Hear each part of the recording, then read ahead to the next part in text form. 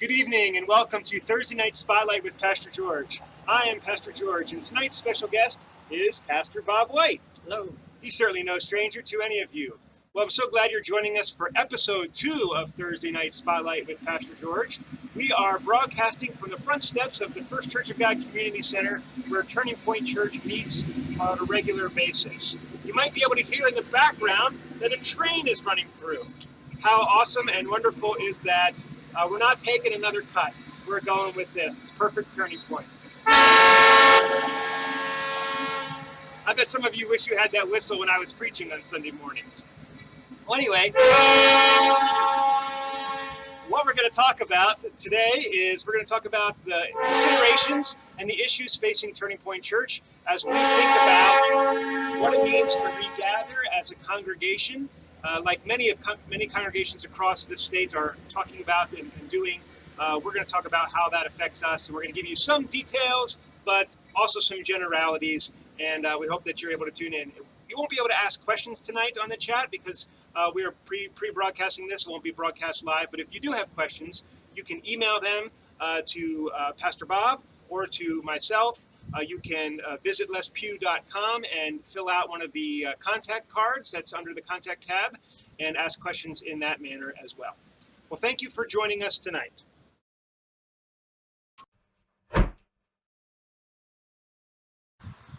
All right. Well, as you know, we've been talking about this for quite some time now, but Turning Point Church has never closed, and so we're trying not to use that terminology, when are we going to reopen? Right? The church is not a building. The church is a gathering of God's holy people, chosen and dearly loved, we gather together in order to be equipped and to worship the Lord together. And so we're not going to use the term reopen. We're just going to use the term regather, like many churches are doing. I think that's an important theological principle that we talk about and understand.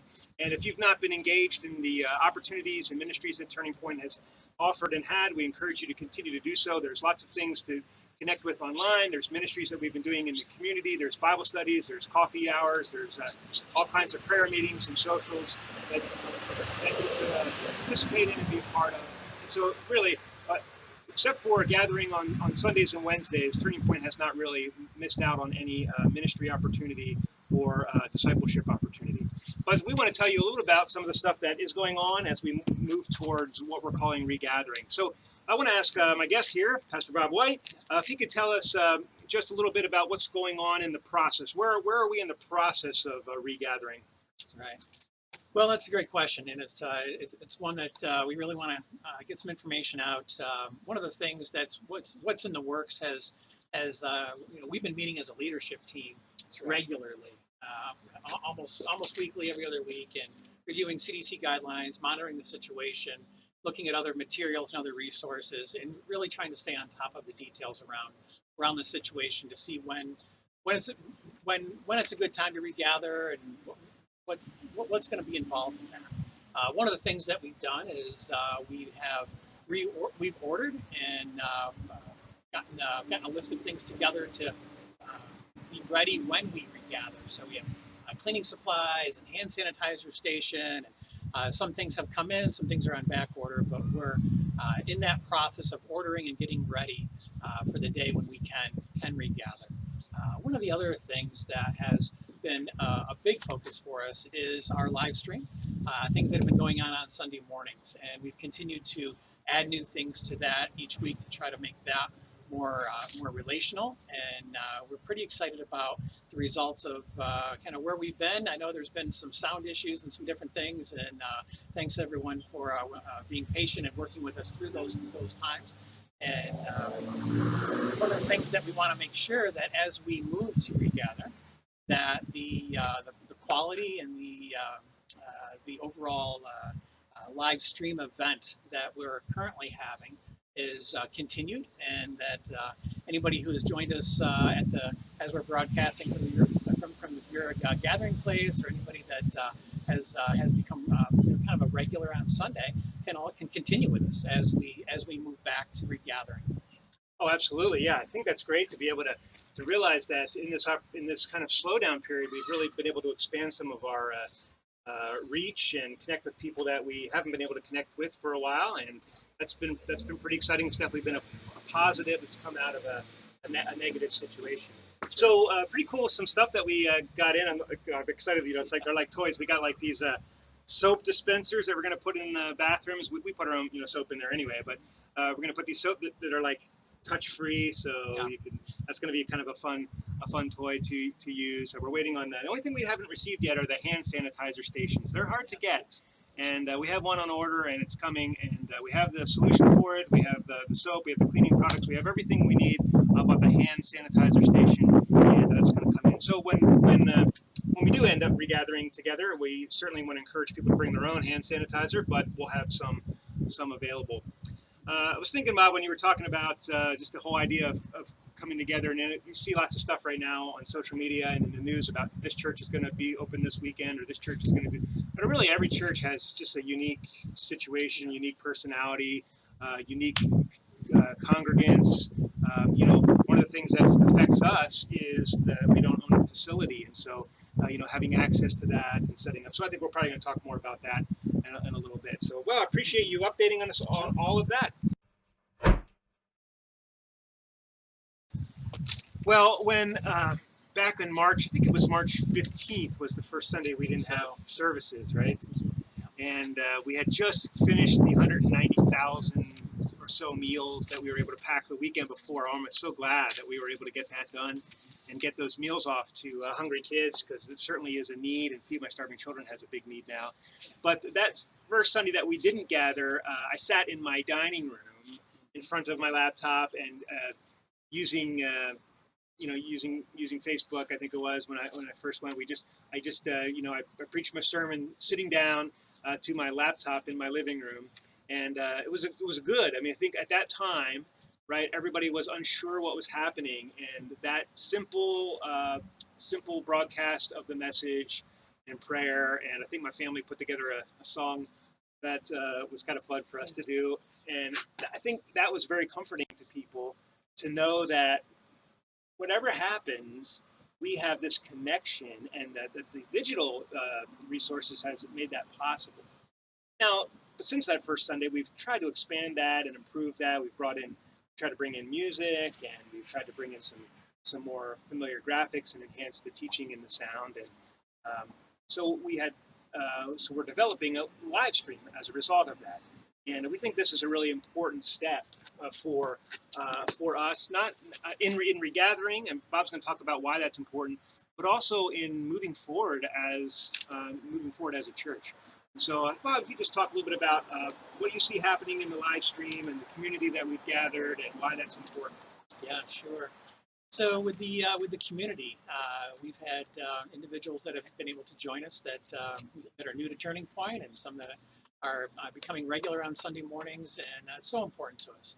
And as we move from live streaming where we currently are back in the community center, we want to make sure that all those individuals can come with us. And also as we start to regather, there's going to be some reluctance from individuals to maybe come out right away, and we just want to make sure that everybody is included. So that live stream is very important to us, and we've really worked to make that live stream not just something that's broadcast from what we are doing in person, but an actual in-person intimate broadcast where we can interact, where there's a live chat, where there's definitely a feeling of community there. That's the heart that we have for it. We hope that's coming across. Hopefully that does. And I personally, I feel that it does as I go back and I rewatch the service and look for opportunities to make that more of a connection. So that connection part, that's so important to us. That's one thing that we do with discipleship and the groups that we get involved with in Bible studies and service opportunities is creating those opportunities to connect as a church family. It's so important for us. Yeah, I love that. I love that. I haven't been on the congregation side of the live stream because I've always been, on this side. But I love the fact that people are out there and they're chatting and they're connecting. It's just like what happens in, in when we're publicly together. Like people are always talking and making comments, and that's kind of fun. It makes me feel like I'm with you, and it kind of brings us all together. And we really want to encourage and foster that, and just ask that you do engage, that you do, that you, and also that you engage on topic, like encouraging engagements as people are sharing prayer requests and things, because it helps us to build community. And we haven't really, we wanted the technology to work right, but we haven't really worried about the perfection, right? Because that's just, we worried about more about um, the genuineness of it, I think, is what we try to do. So Yeah, that's right. and I like that about it, and Yeah. I'm sure that's going to continue. We're going to strive to make it the best that we can, but we're going to strive to make it as genuine.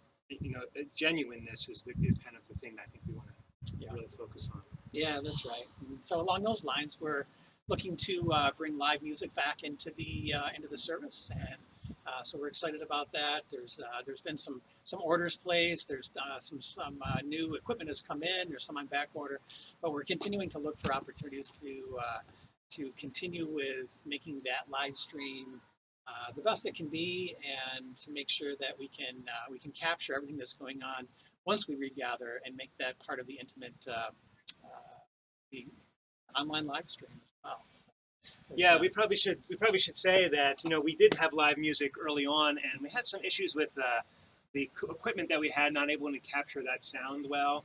So we've taken some time to research what we needed, and we've ordered some items that are coming to enhance that. So actually, this Sunday we're hoping that we'll have live music again. That Ken will be back, and he'll be leading worship from a live perspective, using the technology that we'll be using once we get back to the community center.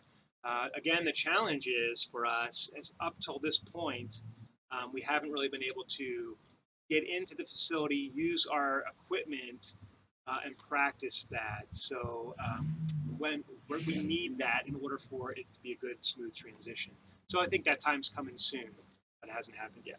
Yeah, and there's some logistics around that with setup and tear down, and once you get everything plugged in and it's working right, you have to tear it all down and come back in the next week and kind of recreate that. So there's going to be a little bit of trial and error. So ask for your patience as we go forward, as there might be a hiccup here and there, but we're certainly our heart is to be able to make that transition to the community center with a live stream, and make that as quality as we can to honor everybody that's joining us, and just to let the online community, as well as those that are gathering in person, to know that we love everybody and everybody's welcome, and you're all very, very special to us. Fantastic.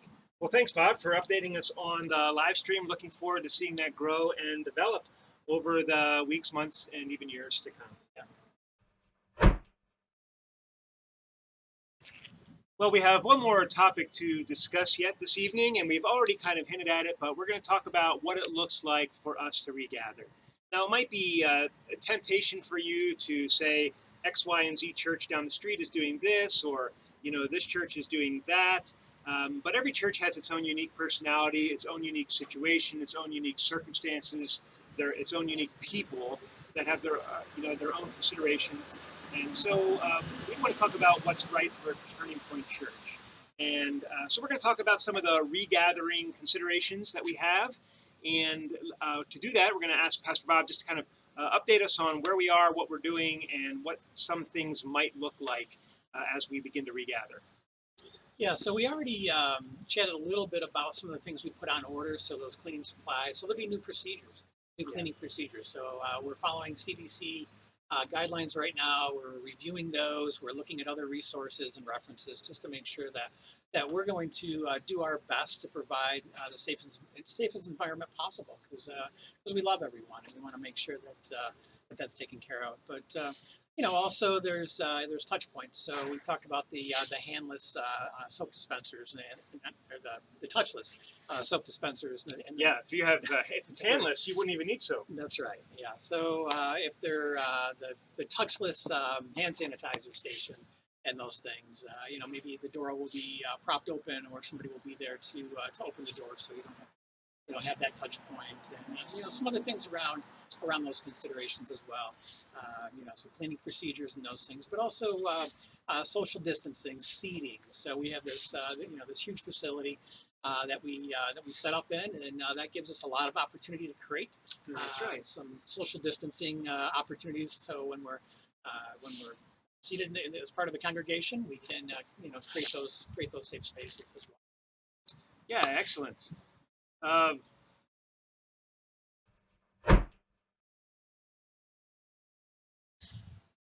when we do move back to the community center, one of the things that we're really concerned about is that we don't have some sort of drop off in people's experience. So what we're having right now with the Sunday morning worship experience, the midweek connection points, the places that people can connect, the dialogue that we've been having, there's been a fair level of intimacy, for a high level of intimacy, really, considering that everything is virtual and digital. And so we don't want to lose any of that.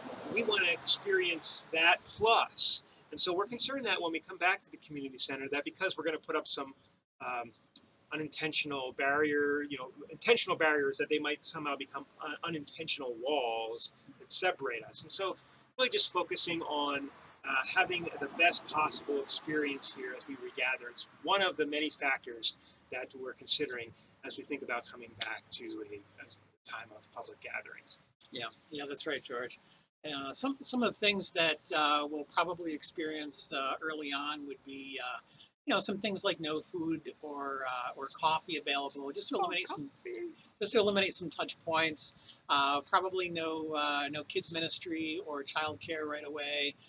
We'll continue to monitor that to see how we can reintroduce that.